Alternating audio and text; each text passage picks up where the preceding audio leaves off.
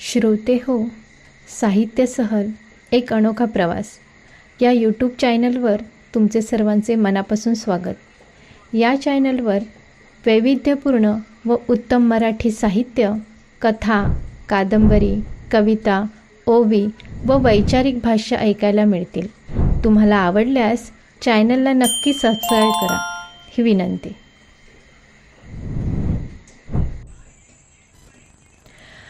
आजची गोष्ट आहे मत्सर नको.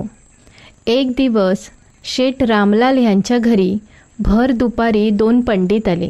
दोघेही खरं तर मोठे ज्ञानी, अभ्यासू होते. गावोगाव फिरत फिरत ते भ्रमंती करत होते. त्या दोघांना असं अचानक भर दुपारी आलेलं पाहून शेठ रामलाल यांना खूप आनंद झाला. चला, 2 विद्वान मंडळी घरी चालून आली आहेत, त्यांचा आदर सत्कार करूया, त्यांना जेवू खाऊ घालूया, दान दक्षिणा देऊया आणि पदरी पुण्य पाडून घेऊया, असा विचार शेठ रामलालांनी केला. शेठ रामलालांनी आपल्या नोकराला सांगितले की त्या दोन्ही पंडितांना स्नानासाठी गरम पाणी तापवून दे. शेठजी पाहुण्यांना म्हणावं, आंघोळीला चला, पाणी काढलंय, असं नोकराने सांगितले. पंडितजी स्नानाला येताय ना, शेठजी म्हणाले. पहिल्या पंडिताने धोतर पंजा घेतला आणि श्रीरामाचा एक सुरेख श्लोक म्हणत ते स्नानाला गेले. पहिले पंडित स्नानाला गेल्यावर शेठ दुसऱ्या पंडितांना म्हणाले, काय हो पंडितजी, हे तुमचे मित्र फार विद्वान दिसतात. खरंच ते विद्वान आहेत का हो? हे शब्द ऐकले आणि दुसऱ्या पंडिताच्या मनात पहिल्या पंडिताबद्दल मत्सर जागा झाला. ते म्हणाले, त्याचं काय आहे? तो काही पंडित ज्ञानी नाही, तर तो शुद्ध बैल म्हणा. आता माझ्यासारख्या विद्वानाबरोबर तो असतो म्हणून. तेवढ्यात विष्णू सहस्त्रनाम घेत घेत अंग पुसत पहिले पंडित स्नान करून आले. शेठ रामलालांनी पहिल्या पंडितांना तोच प्रश्न विचारला जो त्यांनी दुसऱ्या पंडितांना विचारला होता. तेव्हा पहिले पंडित म्हणाले, शेठजी, तुम्हाला म्हणून सांगतो हा. अहो, त्याला काही येत नाही, तो गाढव आहे, शुद्ध गाढव. मी त्याला माझ्यासोबत वागवतोय एवढंच. शेठजींनी त्या दोघांचीही ती उत्तरं ऐकली.